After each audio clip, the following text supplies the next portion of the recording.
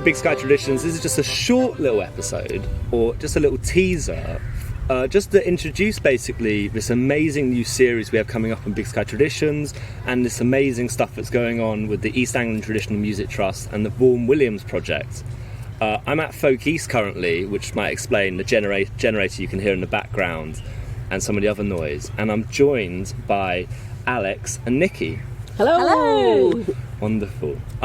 So I think first off, before we go any further, perhaps you guys could introduce yourselves before we talk about the Vaughan Williams project and all the amazing stuff we've got coming up with that. Perhaps you guys could introduce yourself first and talk about your role within the EATMT. So I'm Nikki Stockman. I'm project coordinator for the Vaughan Williams Folk project, and I'm a freelance grant writer, musician and project manager. Wonderful. And I'm Alex Bartholomew. I'm the administrator of the East Anglian Traditional Music Trust. Fantastic. So, before we go any further, let's talk about this project. I mean, it was sort of being spoken about a bit secretly for a little while, but now we've finally announced it. And, I mean, personally, I'm really excited for it. So, let's talk about, what is the Vaughan Williams project? So, the Vaughan Williams project is called Vaughan Williams Folk, and Alex approached me to do something about a year ago because it's the 150th anniversary of Vaughan Williams' birth this year. Yes. And she thought it was important to commemorate that because he was such an important folk song collector across East Anglia. Yeah. So Alex had been talking about doing a conference, getting the research together, and actually then doing a range of events to commemorate what he collected. It was really special and it's important. His role within folk music and traditional music is, in terms of collecting it, is really vital, right? Yes. A lot of the songs we have now are because of the collecting that was done back then. So we came up with the idea of applying for funding from the National Lottery Heritage Fund, which we did. And they came back with some pointers, and a fairly small project then snowballed into an 18-month project, which we kind of thought, how is this going to work? Because it takes us into his, the whole of this year, 2022, has been the 150th centenary, and we decided that actually, since he is 150 in October, we could extend that until October 2023. So it kind of is it is an important year still, because it's the year that he would have been, it's 150 years since his birth, for a whole year until October 23. So we were able to then extend the project, fill in all the things that the Heritage Fund said that we needed to do, and we've just turned it into a much bigger, much better project. And it is big. I mean, it is big. I mean, just chatting to you guys when we were organising this and the upcoming podcasts that are going to be a part of this, I was pretty blown away by how much the East Anglia Traditional Music Trust is doing. Maybe we could go over a little bit of some of the really cool stuff that's going to be going on as part of it. So we're here at FolkEast 22 here in Glenham Hall, Country Park, or in the estate. And really this is the first couple of events that are going to introduce the project to everyone.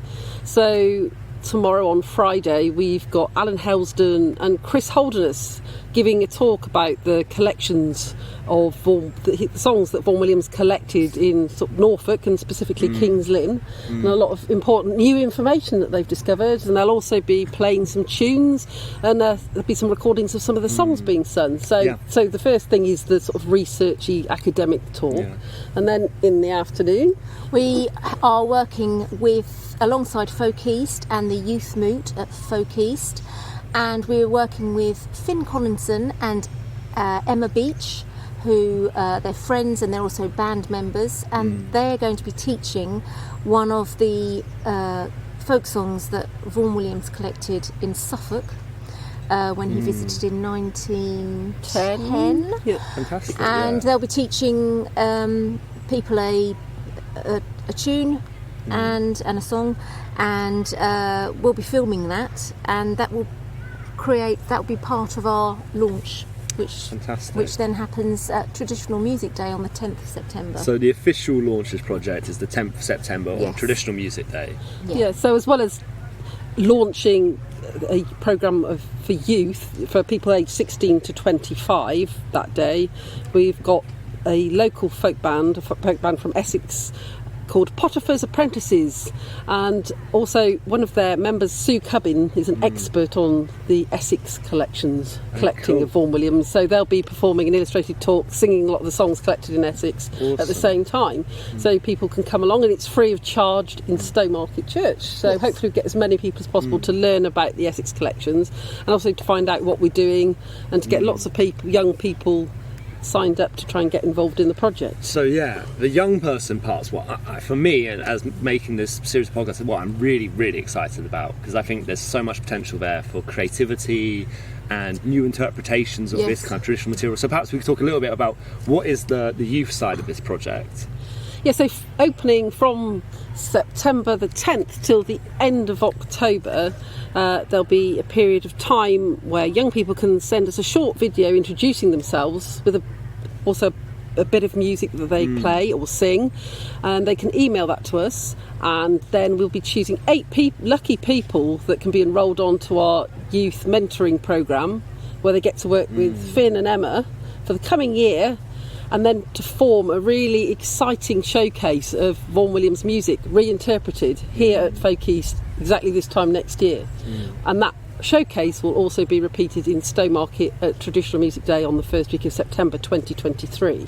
Fantastic. Yeah, it's very exciting. You know, I mean, chatting to Finn in the organising of this, and as we've been getting ready for it, me and him both been saying, just the idea of bringing these incredibly old, ancient tunes and like giving the chance for young people to reinterpret them and to make them their own, whilst also still respecting the roots of where it all comes from, and its traditions. It's fantastic. I'm so excited for it, and I think we will definitely see a little bit of that tomorrow in the workshop. Yes, absolutely. And I also think it's important that this year Vaughan Williams is being played in lots of classical concerts across the board, and a lot of people are programming in lots of his folk music or the folk songs that he collected, but playing the classical versions of that.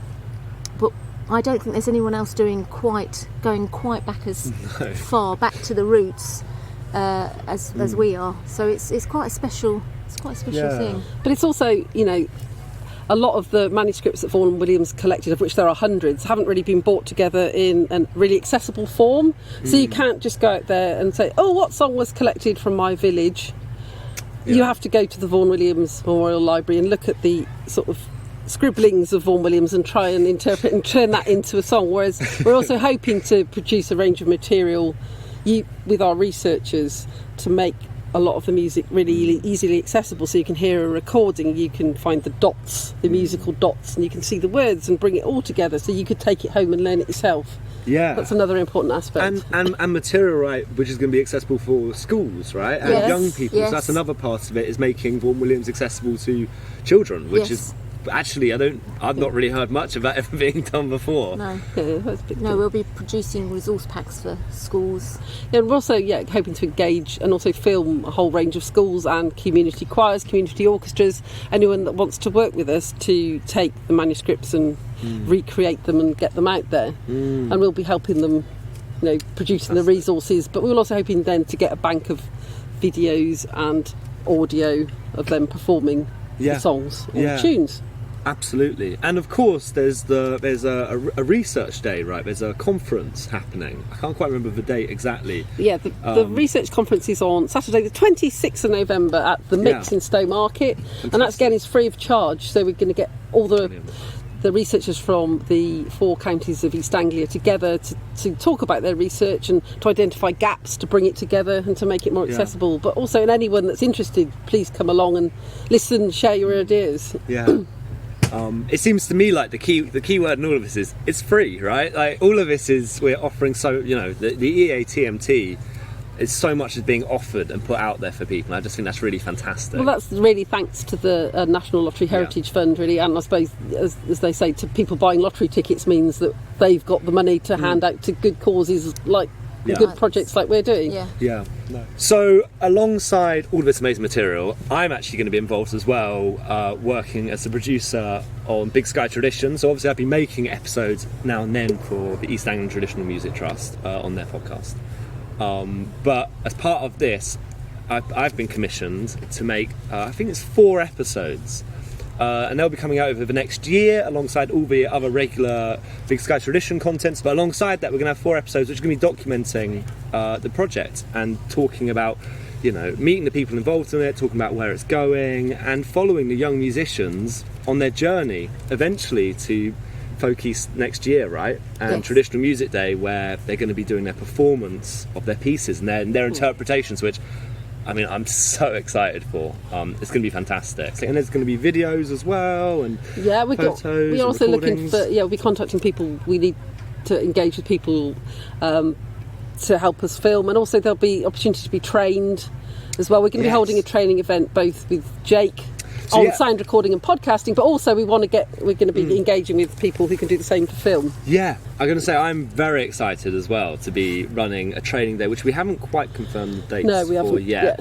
But running a training day, teaching basically my craft of podcasting, field recording, and interviewing, and making stuff really out of audio. So it's really exciting. So I'd like to say a huge thank you to Nikki and Alex just for having a brief chat to me whilst we're at FolkEast 2022. Personally, I'm so excited for this project coming up. I think it's going to be really, really cool, and I think we're going to discover a lot, like not only about Vaughan Williams and his folk song collecting, but also about what the potential is for kind of making it into music which is relevant to today, and reinterpreting it in a way, like I say, which respects its traditions, but also makes it accessible for people in the 21st century, 150 years on. Let's talk of volunteer work as well. Yeah, we're always open to volunteers at the Trust. Anything from helping out with, if you want to transcribe or make the research accessible, or to helping us steward at the events. Yep. Or helping us with publicity marketing. Yeah, and producing educational materials. Just get in touch with the Trust. www.eatmt.org.uk is where you can find more details about the project, and you can email either the Trust, info@eatmt.org.uk, or we've got a specific email for the project, which is Vaughan Williams Folk, all with no dots in the middle of it. I'll say that again. No, it's okay. Vaughan Williams Folk @yahoo.com, and just say what you'd like to get involved with, and we'll get you onto the team. Absolutely, and it also actually goes out as a shout out if you want to be involved in the podcast production of this, or you have an interesting story which is kind of related to this content, related to Vaughan Williams, or if you just want to play a bit of Vaughan Williams music for me to record, do get in touch as well, and it will all be passed on to me, and it would be wonderful to work with you. Thank you so much for joining me. It's really lovely to chat to you guys. It's a pleasure. And I Lovely think to see you now again. we should go back to our beers and wine. I was going to say, beer tent. Yeah, to the beer tent.